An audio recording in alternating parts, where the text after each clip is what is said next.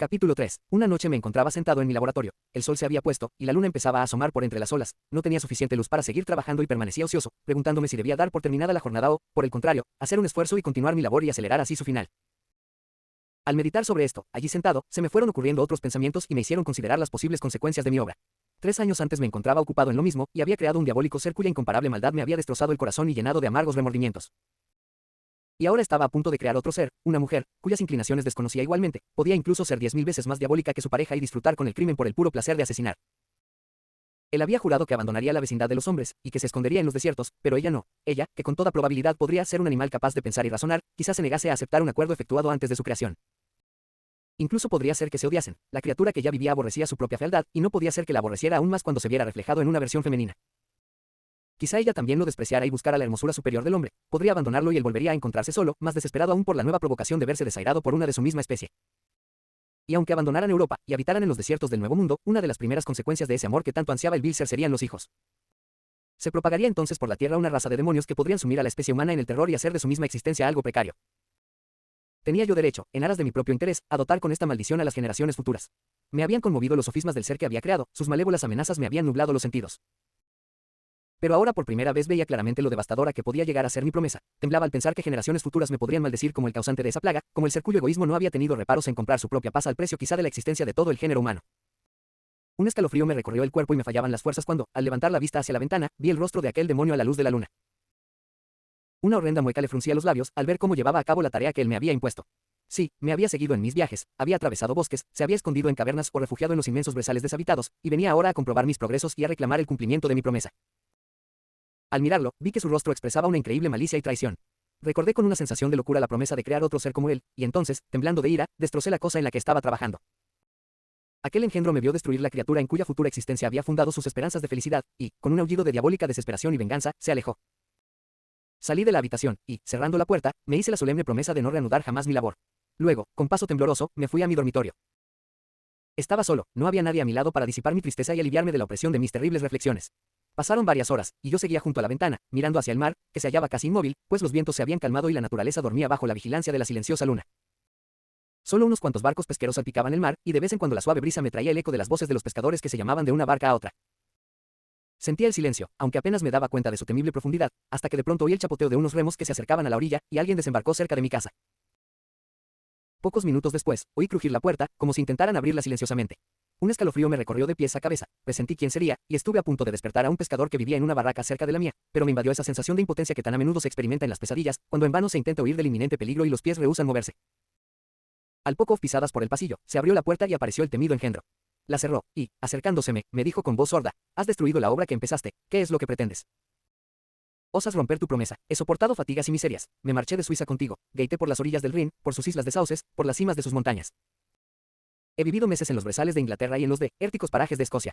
He padecido cansancio, hambre, frío, ¿te atreves a destruir mis esperanzas? Aléjate, efectivamente rompo mi promesa, jamás crearé otro ser como tú, semejante en deformidad y vileza. Esclavo, antes intenté razonar contigo, pero te has mostrado inmerecedor de mi condescendencia. Recuerda mi fuerza, te crees desgraciado, pero puedo hacerte tan infeliz que la misma luz del día te resulte odiosa. Tú eres mi creador, pero yo soy tu dueño, obedece. La hora de mi debilidad ha pasado, y con ella la de tu poder. Tus amenazas no me obligarán a cometer tamaña equivocación, más bien me confirman en mi propósito de no crear una compañera para tus vicios. Querrías que, a sangre fría, infectara la tierra con otro demonio que se complaciera con la muerte y la desgracia. Aléjate, estoy decidido, y, con tus palabras solo acrecentarás mi cólera. El monstruo vio la determinación en mi rostro y rechinó los dientes con rabia imponente. Encontrará todo hombre, gritó esposa, todo animal su hembra mientras yo he de permanecer solo. Tenía sentimientos de afecto, que el desprecio y el odio anularon en mi mortal, podrás odiar, pero ten cuidado. Pasarás tus horas preso de terror y tristeza, y pronto caerá sobre ti el golpe que te ha de robar para siempre la felicidad. ¿Acaso piensas que puedes ser feliz mientras yo me arrastro bajo el peso de mi desdicha? Podrás destrozar mis otras pasiones, pero queda mi venganza, una venganza que a partir de ahora me será más querida que la luz o los alimentos. Podré morir, pero antes, tú, mi tirano y verdugo, maldecirás el sol que alumbra tus desgracias. Ten cuidado, pues no conozco el miedo y soy, por tanto, poderoso. Vigilaré con la astucia de la serpiente, y con su veneno te morderé. Mortal, te arrepentirás del daño que me has hecho. Calla, diablo, y no envenenes el aire con tus malvados ruidos. Te he comunicado mi decisión, y no soy un cobarde al que puedas convencer con tus amenazas. Déjame, soy implacable, bien, me iré, pero recuerda, estaré a tu lado en tu noche de bodas. Abalanzándome sobre él, grité: miserable, antes de firmar mi sentencia de muerte asegúrate de que tú estás a salvo. Hubiera querido atacarlo, pero me esquivó, y salió de la casa con rapidez. Al cabo de pocos instantes lo vi en la barca cruzando las aguas como una saeta y pronto se perdió entre las olas. Volvió a reinar el silencio, pero sus palabras seguían resonando en mis oídos. Me consumía el deseo de perseguir al asesino de mi tranquilidad y hundirlo en el océano. Inquieto y preocupado paseaba de un lado a otro de la habitación, mientras la imaginación me asediaba con mil ideas torturantes. ¿Por qué no lo había perseguido y entablado con él un combate a muerte? Le había permitido escapar y ahora se dirigía hacia el continente. Temblaba al pensar en quién sería la próxima víctima sacrificada a su insaciable venganza. De pronto recordé sus palabras: estaré a tu lado en tu noche de bodas. Punto. Esa, pues, era la fecha en la que se cumpliría mi destino. Entonces moriría y, al tiempo, quedaría satisfecha y extinguida su maldad. Esto no me asustaba, pero la imagen de mi querida Elizabeth, derramando lágrimas de inconsolable dolor al ver que su marido le era arrebatado cruelmente, me hizo, por primera vez en muchos meses, prorrumpir en llanto, y decidí no sucumbir ante mi enemigo sin luchar. Terminó la noche, y el sol se levantó por el horizonte. Empecé a tranquilizarme, si se puede llamar tranquilidad a aquello en lo que no sumimos cuando la violencia de la ira deja paso a la desesperación. Abandoné la casa, horrible escenario de la contienda de la pasada noche, y paseé por la orilla del mar, que me parecía levantarse como una barrera insuperable entre mis semejantes y yo. Tuve entonces el deseo de que aquello se hiciera realidad. Acaricié la idea de pasar el resto de mis días en aquella desnuda roca. Sería una existencia penosa, cierto, pero al menos se vería exenta del miedo a cualquier repentina desgracia. Si me iba, era para morir asesinado, o para ver cómo perdían la vida, a manos del diablo que yo mismo había creado, aquellos a quienes más quería. Vagué por la isla como un fantasma, alejado de todo lo que amaba, y entristecido por esta separación. Hacia mediodía, cuando el sol estaba en su cima, me tumbé en la hierba me invadió un profundo sueño. No había dormido la noche anterior, tenía los nervios alterados y los ojos irritados por el llanto y la vigilia. El sueño en el cual me sumí me recuperó, y, al despertar, sentí de nuevo como si perteneciera a una raza de seres humanos. Como yo me puse a reflexionar con más serenidad, pero aún resonaban en mi oído, como un toque a muerto, las palabras del malvado ser. Parecían lejanas, como un sueño, pero eran claras y apremiantes como la misma realidad. El sol se encontraba ya muy bajo, y yo aún seguía en la playa, saciando el apetito con unas galletas de avena, cuando vi atracar una barca no lejos de mí. Se acercó uno de los hombres me dio un paquete, contenía cartas de Ginebra y una de Clerval en la que me rogaba me reuniera con él. Decía que hacía casi un año que habíamos abandonado Suiza y no habíamos visitado Francia. Me insistía, por tanto, en que abandonara mi isla solitaria y me reuniera con él en Perth, al cabo de una semana, y juntos hiciéramos planes para continuar nuestro viaje. Esta carta me hizo, en parte, volver a la realidad, y decidí que me iría de la isla a los 2 días. Pero, antes de partir, me esperaba una tarea que me producía escalofrío solo de pensar en ello. Tenía que empaquetar mis instrumentos de química, para lo cual era preciso que entrara en la habitación donde había llevado a cabo mi odioso trabajo, y tenía que tocar aquellos instrumentos, cuya simple vista me producía náuseas. Cuando amaneció, al día siguiente, me armé de valor y abrí la puerta del laboratorio. Los restos de la criatura a medio hacer que había destruido estaban esparcidos por el suelo y casi tuve la sensación de haber mutilado la carne viva de un ser humano. Me detuve para sobreponerme y entré en el cuarto. Con manos temblorosas saqué los instrumentos de allí, pero pensé que no debía dejar los restos de mi obra, que llenarían de horror sospechas a los campesinos. Por tanto, los metí en una cesta, junto con un gran número de piedras, y, apartándola, decidí arrojarla al mar aquella misma noche, en espera de lo cual me fui a la playa a limpiar mi material. Desde la noche en que apareciera aquel diablo, mis sentimientos habían cambiado totalmente. Hasta entonces pensaba en mi promesa con profunda desesperación y la consideraba como algo que debía cumplir, cualesquiera que fueran las consecuencias. Pero ahora me parecía como si me hubieran quitado una venda de delante de los ojos y que, por primera vez, veía las cosas con claridad. Ni por un instante se me ocurrió reanudar mi tarea, la amenaza que había oído pesaba en mi mente, pero no creía que un acto voluntario por mi parte consiguiera anularla. Tenía muy presente que, de crear otro ser tan malvado como el que ya había hecho, estaría cometiendo una acción de indigno y atroz egoísmo, y apartaba de mis pensamientos cualquier idea que pudiera llevarme a variar mi decisión. La luna salió entre las 2 y las 3 de la madrugada, metí el cesto en un bote, y me adentré en el mar unas millas. El lugar estaba barra baja completamente solitario, unas cuantas barcas volvían hacia la isla, pero yo navegaba lejos de ellas. Me sentía como si fuera a cometer algún terrible crimen y quería evitar cualquier encuentro.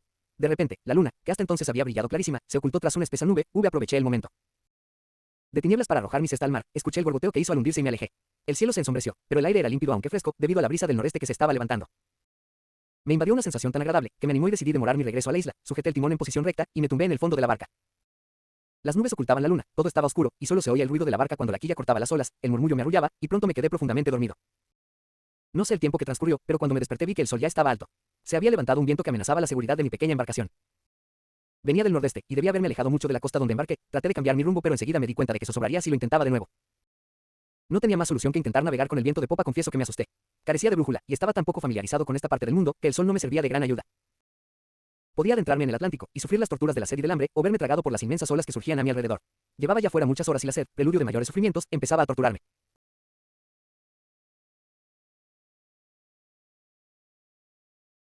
Curarme. Observé el cielo cubierto de nubes que, empujadas por el viento, iban a la saga unas de otras. Observé el mar que había de ser mi tumba. Villano, exclamé, tu tarea está cumplida. Pensé en Elizabeth, en mi padre, en Clerval, y me sumí en un delirio tan horrendo y desesperante, que incluso ahora, cuando todo está a punto de terminar para mí, tiemblo al recordarlo. Así transcurrieron algunas horas, pero poco a poco, a medida que el sol caminaba hacia el horizonte, el viento fue remitiendo hasta convertirse en una suave brisa, y las olas se fueron calmando. Seguía habiendo una fuerte marejada, me encontraba mal, y apenas podía sujetar el timón, cuando de pronto divisé hacia el sur una franja de tierras altas. A pesar de lo agotado que estaba por la fatiga y la terrible emoción que había soportado durante algunas horas, esta repentina certeza de vida me llenó el corazón de cálida ternura y las lágrimas empezaron a correrme por las mejillas. Qué mudables son nuestros sentimientos y qué extraño el apego que tenemos a la vida, incluso en los momentos de máximo sufrimiento. Con parte de mis vestidos confeccioné otra vela y me afané por poner rumbo a tierra firme. Tenía un aspecto rocoso y salvaje, pero así que me acercaba vi claras muestras de cultivo. Había embarcaciones en la playa y de pronto me encontré devuelto a la civilización. Recorrí las ondulaciones de la tierra y divisé al fin un campanario que asomaba por detrás de una colina. A causa de mi estado de extrema debilidad, decidí dirigirme directamente al pueblo como el lugar donde más fácilmente encontraría alimento. Afortunadamente llevaba dinero conmigo. Al doblar el promontorio vi ante mí un pequeño y aseado pueblo y un buen puerto en el que entré con el corazón rebosante de alegría tras mi inesperada salvación. Mientras me ocupaba en atracar la barca y arreglar las velas, varias personas se aglomeraron a mi alrededor. Parecían muy sorprendidas por mi aspecto, pero en lugar de ofrecerme su ayuda murmuraban entre ellos y gesticulaban de una manera que, en otras circunstancias, me hubiera alarmado. Pero en aquel momento solo advertí que hablaban inglés, y, por tanto, me dirigí a ellos en ese idioma. Buena gente dije, tendrían la bondad de decirme el nombre de este pueblo e indicarme dónde me encuentro. Pronto lo sabrá, contestó un hombre con brusquedad. Quizá haya llegado a un lugar que no le guste demasiado, en todo caso le aseguro que nadie le va a consultar acerca de dónde querrá usted vivir. Me sorprendió enormemente recibir de un extraño una respuesta tan áspera, también me desconcertó ver los ceñudos y hostiles rostros de sus compañeros. ¿Por qué me contesta con tanta rudeza?, le pregunté. No es costumbre inglesa el recibir a los extranjeros de forma tan poco hospitalaria. Desconozco las costumbres de los ingleses, respondió el hombre, pero es costumbre entre los irlandeses el odiar a los criminales. Mientras se desarrollaba este diálogo la muchedumbre iba aumentando. Sus rostros demostraban una mezcla de curiosidad y cólera que me molestó e inquietó. Pregunté por el camino que llevaba a la posada, pero nadie quiso responderme. Empecé entonces a caminar, y un murmullo se levantó de entre la muchedumbre que me seguía y me rodeaba. En aquel momento se acercó un hombre de aspecto desagradable y, cogiéndome por el hombro, dijo: venga usted conmigo a ver al señor Kerwin. Tendrá que explicarse. ¿Quién es el señor Kerwin? ¿Por qué debo explicarme? ¿No es este un país libre? Sí, señor, libre para la gente honrada. El señor Kerwin es el magistrado, y usted deberá explicar la muerte de un hombre que apareció estrangulado aquí anoche. Esta respuesta me alarmó, pero pronto me sobrepuse. Yo era inocente y podía probarlo fácilmente, así que seguí en silencio a aquel hombre, que me llevó hasta una de las mejores casas del pueblo. Estaba a punto de desfallecer de hambre y de cansancio, pero, rodeado como me encontraba por aquella multitud, consideré prudente hacer acopio de todas mis energías para que la debilidad física no se pudiera tomar como prueba de mi temor o culpabilidad. Poco esperaba entonces la calamidad que en pocos momentos iba a caer sobre mí, ahogando con su horror todos mis miedos ante la ignominia o la muerte. Aquí debo hacer una pausa, pues requiere todo mi valor recordar los terribles sucesos que, con todo detalle, le narraré.